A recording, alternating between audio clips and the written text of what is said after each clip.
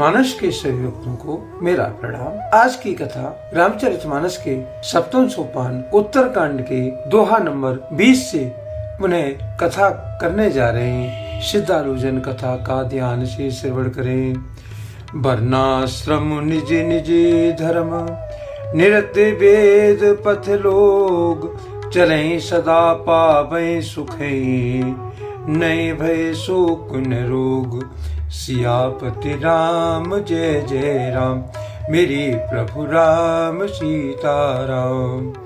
प्रभु की कृपा भय सब काजू, जन्म हमार सुफल आजू।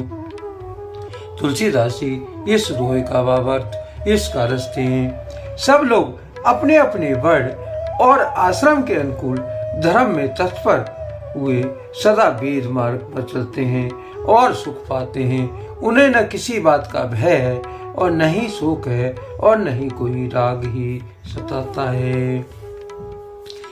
देहिक दैविक भौतिक तापा, राम राज नहीं काहू व्यापा। सब नर करहि परस्पर प्रीति, चलहि स्वधर्म निरत श्रुति नीति। राम राज्य में देहिक दैविक और भौतिक ताप किसी को भी नहीं व्यापते हैं।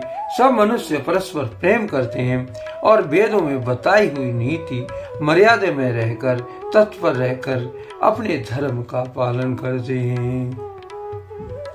चार्यो चरण धर्म जग माई, पूरी रहा सपने दिनाई। राम भगत रते नर और नारी, सकल परम गति के अधिकारी।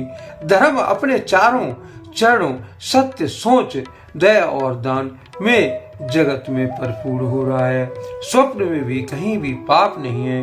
पुरुष और स्त्री सभी राम भक्ति के परायण हैं और सभी परम गति मोक्ष के अधिकारी हैं। अल्प मृत्यु नये कवनहु पीरा, सब सुंदर सब विरज शरीरा। नहीं दरिद्र कोई दुखी न दीना, नहीं कोई अवध न लक्षण हीना। छोटी अवस्था में मृत्यु नहीं होती है, न ही किसी को कोई पीड़ा होती है। सभी के शरीर सुंदर और निरोगी है। न कोई दरिद्र है और न ही दुखी है और न ही दीन है। न कोई मूर्ख है और न ही शुभ लक्षणों से हीन ही है। सब निरे दबो धर्म रत पुनि, नर और नार चतुर सब गुनी। सब गुणिंग पंडित सब ज्ञानी, सब कृतज्ञ नहीं कपट सयानी। सभी दम्भ रहते हैं, धर्म परायण हैं और पुण्यात्मा हैं। पुरुष और स्त्री सभी चतुर और गुणवान हैं। सभी गुणों का आदर करने वाले हैं और पंडित हैं। सभी ज्ञानी हैं। सभी कृतज्ञ दूसरे के किए हुए उपकार को मानने वाले हैं। कपट चतुराई धूर्तता किसी में नहीं है। राम राजे नवगेश सुने, सचराचरे जग माय। काल कर्म स्वभाव गुण, कृत दुख काहू न जानाय। सियापति राम जय जय राम, मेरे प्रभु राम सीताराम। प्रभु की कृपा भय सब काजू, जन्म हमार सुफल आजू। तुलसीदास जी इस दोहे का भावार्थ इसका रखते हैं।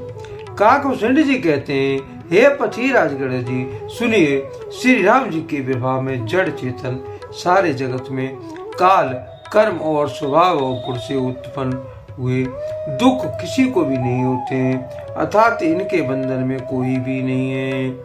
भूमि सप्त सागर में खला, एक भूप रघुपति कौशला।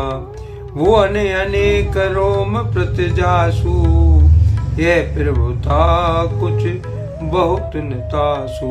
अयोध्या में श्री रघुनाथ जी 7 समुद्रों की मेखला करधनी वाली पृथ्वी एकमात्र राजा हैं, जिनके एक एक रूप में अनेकों ब्रह्मांड हैं। उनके लिए 7 दीपों की यह प्रभुता कुछ अधिक नहीं है।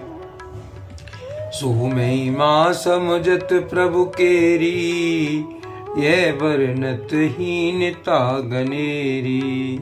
सोई महिमा खगेश जिन जानी, फिर ये चरित तिनुरत मानी। बल्कि प्रभु की उस महिमा को समझ लेने पर तो ये कहने में वे 7 समुद्रों में से घिरी हुई सप्तद्वीपमयी पृथ्वी के एक छत्र सम्राट हैं, उनकी बड़ी हीनता होती है। परंतु हे गरुड़ जी, जिन्होंने वह महिमा जान ली भी है, वे भी इस पर लीला में बड़ा प्रेम करते हैं। सोई जाने कर फल यह लीला, कहे महामुनि बरदस सीरा। राम राज कर सुकु संपदा, वर्णन न सके फनीस शारदा। क्योंकि उस महिमा को भी जानने का फल यही लीला, इस लीला का अनुभव ही है। इंद्रियों का दमन करने वाले श्रेष्ठ महामुनि ऐसा कहते हैं। रामराज की सुख संपत्ति का वर्णन शेषी और शस्त्र जी भी नहीं कर सकते। सब उदार सब पर उपकारी, विप्र चरण सेवक नर नारी। एक नार व्रत रत सब जारी, ते मन बच क्रम पति हितकारी। सभी नर नारी उदार है, सभी परोपकार है और सभी ब्राह्मणों के चरणों के सेवक हैं। सभी पुरुष मात्र एक पत्नी वृत्ति हैं। इसी प्रकार स्त्रियां भी मन वचन और कर्म से पति का हित करने वाली हैं। दंडे जिते कर भेद जहीं, नर तक नित्य समाज। जीतो मन ही सुनहु से, रामचंद्र के राज। सियापति राम जय जय राम, मेरे प्रभु राम सीताराम। प्रभु की कृपा भये सब काजू, जन्म हमार सुफल बाजू। तुलसीदास जी इस दोहे का भावार्थ इसका लिखते हैं। श्री रघुनाथ जी के राज्य में दंड केवल सन्यासियों के हाथों में ही है और भेद नाचने वालों के नित्य समाज में है। और जीतो शब्द केवल मन के जीतने के लिए ही सुनाई पड़ता है, अर्थात राजनीति में शत्रुओं को जीतने तथा चोर डाकुओं आदि का दमन करने के लिए साम, दान, दंड और भेद ये 4 उपाय किए जाते हैं। राम राज्य में कोई शत्रु है ही नहीं, इसीलिए जीतो शब्द केवल मन के जीतने के लिए कहा जाता है। कोई अपराध करता ही नहीं है, इसलिए दंड किसी को भी नहीं दिया जाता। दंड शब्द केवल सन्यासियों के हाथ में रहने वाले दंड के लिए ही रह गया है तथा सभी अनुकूल होने के कारण भेद नीति की आवश्यकता ही नहीं रह गई। भेद शब्द केवल सुर ताल भेद के लिए ही कामों में आता है। फूले फरई सदा तरु कानन, रहे एक संग गज पंचानन। खग मृग सहज बैर बिसराई, सबहि परस पर प्रीति बढ़ाई। वन में वृक्ष सदा फूलते और फलते हैं, हाथी और सिंह बैर भूलकर एक साथ रहते हैं। पक्षी और पशु सभी ने स्वाभाविक बैर बुलाकर आपस में प्रेम बढ़ा लिया है। कूंजे खग मृग नाना वृंदा, अभय चरे मन करहि आनंदा। शीतल सुरभि पवन बहु मंदा, गुंजत आल ले चले मकरंदा। पक्षी कूंजते मीठी वाणी बोलते हैं। भांत भांत के पशुओं के समूह वन में निर्भर विचरते और आनंद करते हैं। शीतल मंद सुगंधित पवन चलता रहता है। भौरे पुष्पों का रस लेकर चलते हुए गुंजार करते हैं। लता बिटप मांगे मधु चही, मन भाव तो देनु पैसही। शशि संपन्न सदा रहे धरणी, त्रेता भई कृत जुग के करनी।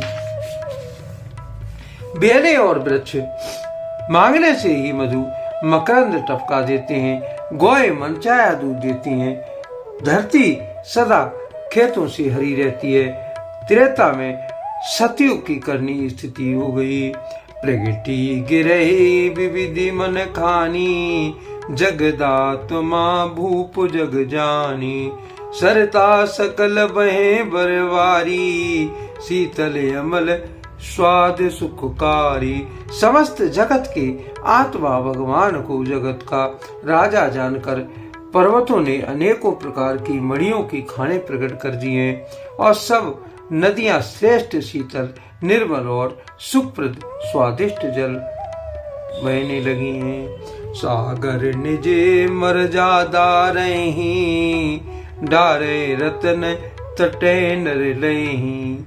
सरसिज संकुल सकल तड़ागा, अति प्रसन्न 10 दिशा विभागा। समुद्र अपनी मर्यादा में रहते हैं, वे लहरों के द्वारा किनारों पर रतन डाल देते हैं, जिन्हें मनुष्य पा जाते हैं। सब तालाब कमलों से भरपूर है, 10 दिशाओं के विभाग अर्थात सभी प्रदेश अत्यंत प्रसन्न है। बितु मही पूरे मई रखने, रवि तब जेत नहीं काज। मांगे वार दे देह जल, रामचंद्र के राज। सियापति राम जय जय राम, मेरे प्रभु राम सीताराम। प्रभु की कृपा भये सब काजू, जन्म हमार सुफल बाजू। तुलसीदास जी इस दोहे का भावार्थ इसका लिखते हैं। श्री रामचंद्र के राज्य में चंद्रमा अपनी अमृतमयी किरणों के पृथ्वी को पूर्ण कर देते हैं। सूर्य उतना ही तपते हैं जितने की आवश्यकता होती है। मेघ मांगने से ही अब जहाँ जितना चाहिए उतना ही जल देते हैं। आज के लिए कथा का यहीं पर विराम दिया जाता है। यदि मुझसे पढ़ने में कोई त्रुटि हो गई हो तो राम सेवक जानकर मुझे क्षमा करें। यदि आपको रामचरितमानस की ये कथा पसंद आई हो तो कमेंट में जय श्री राम अवश्य लिखें और अपने प्रिय मित्रों को कथा का शेयर करें। धन्यवाद। जय श्री राम।